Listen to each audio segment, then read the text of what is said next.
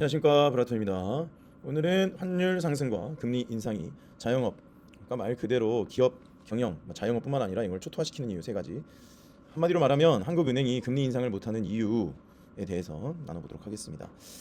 한국은행이 금리 인상을 안 하고 금리 인하도 안 하지만 시중의 유동성을 엄청나게 풀고 있죠. 그래서 유동성 상승이 지금 엄청나게 나라를 덮치고 있는데, 문제는 뭐냐면 그럼에도 불구하고 금리 인상을 할 수가 없어요. 왜냐? 자영업을 비롯한 일반 생태계, 경제 생태계가 초토화되기 때문에 그렇습니다. 그래서 환율 상승과 금리 인상이 자영업을 초토화시키는 이유 세 가지. 이게 지금 굉장히 힘든 상황이에요. 환율이 올라가니까 금리를 올려야 된다. 근데 금리 인상을 하면 자영업 시장은 쑥대밭됩니다. 환율 상승도 자영업을 쑥대밭 만들고 금리 인상도 자영업을 쑥대밭 만들어요. 이게 유동성이 많이 풀리잖아요. 자영업 시장이 좋을 것 같죠? 절대 그렇지 않습니다. 초토화됩니다. 그래서 보겠습니다. 첫 번째는 원자재 및 상품 수입 원가가 급등을 하기 때문에 그렇습니다. 환율이 상승이기 때문에 그래요. 일단 고기값도요. 제가 소고기 장사를 하는 사람인데 엄청나게 많이 올랐습니다. 자릿수가 바뀌었어요. 그래서 수입 물가가 자극을 하면 어떻게 돼요? 환율이 상승하면 원가 가치, 원화 가치가 하락하죠. 그럼 수입해오는 원자재, 식자재, 공산품 가격이요 원화 기준으로 크게 올라요. 그런데 제가 장사를 하는데 고기값이 너무 올라서 가격을 올렸거든요. 바로 타격 옵니다. 더 이상 이 가격으로 팔면은 이제 마이너스가 나기 때문에 가격을 올렸거든요. 원자재 값이 너무 많이 올라서 손님들이 왜 이렇게 많이 올랐냐 안 와요. 그런데 그렇다고 팔 수도 없어요. 굉장히 어렵습니다. 그래서 자영업자들은 증가한 원가를 메뉴 가격이나 제품 가격에 직접 반영하기가 어려워요. 왜냐? 자영업은요 말 그대로 살 뜯어먹기 경쟁입니다. 메뉴가 다르더라도요 점심을 2번 먹습니까? 저녁을 2번 먹습니까? 배달을 2번 시킵니까? 아니잖아요. 경쟁이 치열한 내수 시장 특성상 가격 인상은 고객 이탈로 바로 이어집니다. 그래서 어떤 분들은 말씀하십니다. 맛이 없으니까 줄 서서 먹는 집은 뭐냐? 그런 집 가보잖아요. 예전 매출의 30-40%가 줄었어요. 그렇게 유명한 집들도요 요즘 매출의 30-40%가 준 집이 허다합니다. 저도 한때 저희 가게 막 줄 세워서 먹고 그랬는데, 환율이 올라가고 그 다음에 코로나 시기를 지나고 그 다음에 엄청난 유동성이 풀리면서 부동산은 대폭등을 하고 있지만 자영업 시장은요 점점 시름시름 앓고 있습니다. 마진이 감소되기 때문에 손님이 많은데도 문을 닫는 가게들이 굉장히 많아요. 제 주변에도 굉장히 많거든요. 원가 부담을 고스란히 떠안게 되었죠. 영업 이익 마진이 줄어요. 이 마진, 그 말 그대로 영업 마진을 남겨야 수익이 돌아갈 거 아닙니까? 그리고 또 투자를 할 거 아닙니까? 그랬기 때문에 저가 공습을 펼치는 방법밖에 없는데, 그러면 문제가 또 뭐가 되느냐? 인건비가 많이 들어가요. 인건비가 많이 들어가면 어떻게 됩니까? 원가 상승을 해가지고 혼자 조금 파는 거나 사람들 많이 고용해서 왕창 파는 거나 남는 게 똑같다는 거예요. 그럼 어떻게 할까요? 그러니까 굉장히 지금 자영업 시장, 오늘도 이야기가 나왔는데 초토화되는 이유가 뭐냐면 이거를 감당할 수 있는 역량이 부족하다는 것입니다. 왜냐? 역량이 뭐예요? 결국에는 내가 현금 보유량이 얼마나 가지고 있느냐, 자산을 가지고 자산을 팔아서 부동산을 팔아가지고 사업을 유지할 수 있으면 좋겠지만 어떻게 됩니까? 지금 똘똘한 한치로 다 몰려가 있죠. 그러다 보니까 자영업을 아예 버리는 거예요. 내가 거기에다 돈을 넣을 바에는 차라리 내가 알바를 하고 집을 사놓는 게 낫겠다, 이런 분들 생각보다 많습니다. 쿠팡을 하고 네이버 스마트 스토어를 하고 내가 차라리 온라인 마켓을 하고 그것을 바탕으로 내가 주식이나 부동산에 투자를 하지 더 이상 자영업을 안 하겠다 하시는 분들이 무지하게, 자영업뿐만 아니라 사업체가 그렇게 문 닫은 곳이 굉장히 많다는 겁니다. 그러니까 흑자가 나더라도 그냥 문 닫아버리는 거예요. 왜? 생각을 해보십시오. 내가 주식이나 부동산에 넣어서 튀기는 게 훨씬 더 수익이 좋은데 뭐하러 줄줄줄줄 세고 스트레스 받는 자영업을 합니까? 이런 분들도 계시고 한편에서는, 그리고 한편에서는 이제 연체가 되고 그러다 보니까 지금 자영업 연체율이 가장 높아졌잖아요. 그러니까 환율이 이렇게 올라가게 되면은, 우리가 앞에서 터키 이야기를 봤지만 터키 같은 경우에 환율이 20년 동안, 아니요 5년 동안 110% 엄청나게, 5년 동안 10년 동안 70%가 하락을 했어요, 환율이. 그러면서 집값은 11배가 뛰었어요. 그럼 다른 가격들은 어떻게 되겠습니까? 뛰는데도 달러 대비해서는 60% 하락을 맞았다는 겁니다. 그럼 어떻게 되겠습니까? 두 번째, 이것도 굉장히 중요하죠. 대출 이자 부담이 급증해서 요즘 영끌족 경매로 파산했다는 사람들이 굉장히 많아지는 이유가 바로 이거예요. 변동금리 대출 비중이 높아요. 특별히 이 영끌족뿐만 아니라 자영업자 대출의 상당 부분이 63.4%가 변동금리 대출로 구성이 되어 있습니다. 그런데 지금 시장금리는 올라가고 있잖아요. 기준금리는 멈춰 있는데 시장금리가 올라가고 있어요. 왜냐? 정부에서 대출을 막았잖아요. 대출을 막으면 마진을 어디서 나오게 합니까? 변동금리, 가상금리를 기존에 대출 받은 사람한테 해서 수익을 뽑아내는 거예요. 은행이 그렇습니다. 그러니까 즉각적인 이자가 증가를 하게 되죠. 그래서 기준금리는 멈춰있지만 시장금리가 오르니까 약정 주기에 따라 대출금리가 자동으로 재산정되어 그 이자 부담이 즉각적으로 늘어나는 구조가 된 것이죠.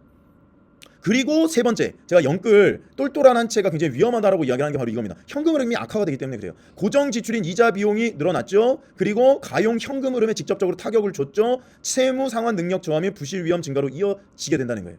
이게 영끌족들이 결국에는 파산하는 이유가 뭡니까? 이 현금 흐름이 악화되기 때문에 그래요. 자영업이랑 똑같습니다. 그래서 현금 흐름이 없으면 무너지는 거예요. 내가 아무리 좋은 집을 사서 영끌을 해서 막 10억, 20억 막 불어난다고 하더라도 현금 흐름이 고갈되는 순간 직격탄입니다. 그래서 집을 사거나 자산을 매입을 할 때에 현금, 금융 자산을 반드시 배치를 해둬야 되는 이유가 바로 이것입니다. 그리고 세 번째, 소비 심리가 위축됐어요. 왜 소비 심리가 위축됐어요? 똘똘한 한 채 집 안 사면 안 되는 분위기가 되니까 거기에다 몰빵했잖아요. 심지어 어떻게 됐어요? 나중에 지금 대출을 다 차단해놨으니까 연금 받으려고 쌓아놨던 금액도 다 털고 미리 땡겨가지고 집 사는데 집어넣고 있다는 겁니다. 그러니까 이자가 높죠. 왜냐하면 든 만큼 대출도 많이 들어갔으니까 이자 부담이 늘어납니다. 그래서 지금 교육비까지 줄어들고 있는 형편입니다. 실제로요, 분당이나 이렇게 학군지라고 불렸던 곳에서 굉장히 많은 학원들이 문을 닫고 있습니다. 막 7세 고시니 뭐 이런 이야기 많이 나오잖아요. 왜 7살 애들까지 그렇게 할까요? 그만큼 위에 고등부, 중등부, 초등부 수요가 줄어들었기 때문에 나머지를 마케팅을 통하여서 어린 애들한테 조기 교육으로 빼먹는 구조가 만들어진 겁니다. 왜냐? 돈이 없어요. 사람들이 쓸 돈이. 왜 쓸 돈이 없겠습니까? 이자로 다 나가거든요. 왜 이자로 나가요? 영끌을 할 수밖에 없어요. 지금 집 안 사면 큰일 난다라는 분위기 때문에 너도 나도 집을 살 수밖에 없는 상황에 몰렸죠. 현금 흐름이 부족해지죠. 그러니까 외식부터 줄이죠. 그 다음에 저축도 줄이죠. 그 다음에 교육비를 줄여나가니 식당 망하고 교육사원 망하고 학원들도 망하고. 그래서 이 자영업은요, 내수 시장에 기반을 두고 있잖아요. 그러니까 소비 감소로 이어지죠. 그리고 요즘에 결혼 시장도 초토화가 됐습니다. 왜? 남성들이 이제 결혼에 돈을 안 쓰고 주식시장에 돈을 넣기 시작을 했습니다. 왜냐? 왜겠어요? 미래 준비를 그냥 혼자 하는 게 낫지. 차라리 결혼보다는 출생률이 늘었다고 하는데, 아니 지금 출생을 하고 그 출생되는 그 어머니 아버지들 나이가 뭐 90년대 이런 생들인데, 그때가 굉장히 많이 인구가 증가했었던 거기 때문에 이게 완전히 출생 인구는 많아졌지만 출생 비율로는 크게 증가하지는 않은 형태를 보이고 있습니다. 그렇기 때문에 이런 전반적인 소비 감소, 고객 수가 감소되죠. 매출 하락이 되죠. 근데 고정 비용은 늘어나죠. 월세는 오르고 있어요. 그러니까 어떻게 되겠습니까? 매출은 줄어드는데 원가, 이자, 월세 악순환에 빠져서 나가니까 자영업 생태계가 붕괴하고 있는 것입니다. 자영업 생태계가 붕괴되면요, 소비의 전반적인 흐름이나 사회 경제 활력이 무너지게 됩니다. 특별히 우리나라는 자영업 비율이 굉장히 높기 때문에 이런 일들이 일어나게 된다는 거예요. 그러면 당신들이 경쟁력을 높여야 되는 거 아니냐? 경쟁력을 높이는 곳에서도 고정 비율 대비해서 이익이 급격하게 줄고 있다는 겁니다. 그래서 손님을 줄 세워서 먹었던 집들도 요즘에 빠르게 문 닫는 집들이 굉장히 많은 이유가 뭐냐면, 한번 삐그떡하는 순간 문 닫아야 돼요. 요즘에는. 왜냐? 현금 흐름이 안 돌기 시작하면 갑자기 경영난에 빠지기 때문에 굉장히 쉽지 않은 것입니다. 이걸 알아요. 그래서 환율 상승을 하게 될 것이냐, 아니면 금리 인상을 못하고 그냥 환율 상승하게 놔두는 거냐. 그 고용 시장이 초토화가 되잖아요. 그러면 인플레이션보다 6배 큰 타격을 준다고 합니다. 자영업은요, 스스로 고용한 시장이잖아요. 자영업이 붕괴가 되고 소규모 회사들이 붕괴가 되면은 사람들이 좀비 기업 빨리빨리 없애가지고 활력을 찾아야지. 그거는 경제가 잘 돌아갔을 때 이야기죠. 경제가 잘 돌아가지도 않는데 자영업 시장이 초토화되고 고용 시장이 완전히 무너지면 인플레이션을 때렸던 것보다 6배 큰 타격이 경제 상황 가운데 몰려온다고 합니다. 그래서 지금 사실 중요한 거는 뭐냐면, 유동성 풀어 제끼는 국가 정책을 일단 멈춰야 돼요.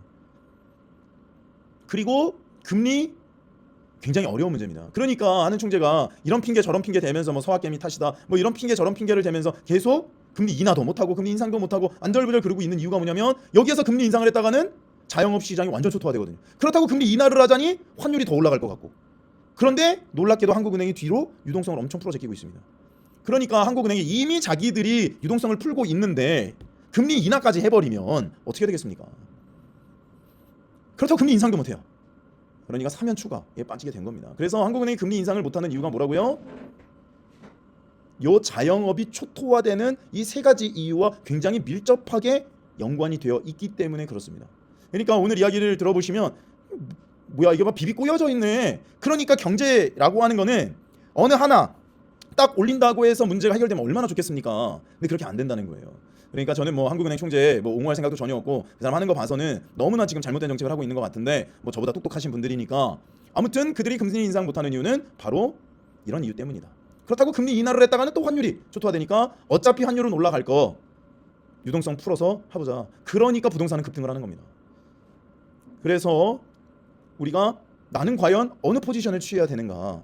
많은 분들 자영업 시장에서 잔뼈가 굵은 분들은요 요즘에 폐업 신고를 하고 아예 부동산과 주식에 몰빵하시는 분들 굉장히 많습니다. 그렇기 때문에 우리가 앞으로 어떻게 해야 될지, 그리고 한국은행이 금리 인상을 못하는 이유, 뭐 완벽하게 딱 퍼즐이 맞는 것처럼 설명하기 굉장히 어렵지만 이런 초토화된 자영업 시장 때문에 지금 금리 인상도 못하고 있는 상황이다. 차라리 환율 상승분을 감당하도록 하는 것이 차라리 낫다라는 판단을 조금 하고 있는 것 같습니다. 여러분들 응원합니다. 브라톤이었습니다. 감사합니다.